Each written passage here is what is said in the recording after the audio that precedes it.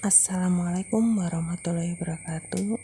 Halo teman-teman, apa kabar? Mudah-mudahan teman-teman semua bunda-bunda semuanya sehat-sehat saja dan dimudahkan dalam mencari rezeki. Amin ya rabbal alamin.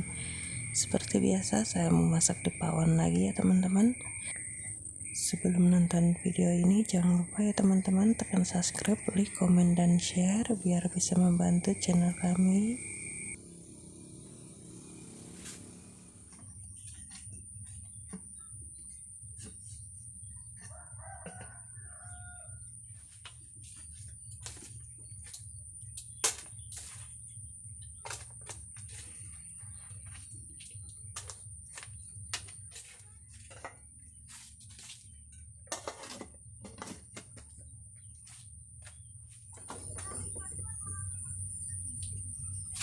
Oke teman-teman, menu hari ini saya mau nyayur gambas ya, ditumis.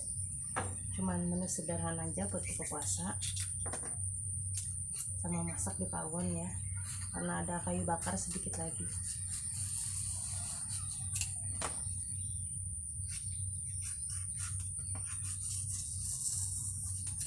Ini teh teman-teman, saya tidak ambil di kebun ya teman-teman. Ini teh saya beli di pasar teman-teman, cuman 3 batang tuh 4.000 teman-teman, mahal. Aduh, mahal pisan teman-teman.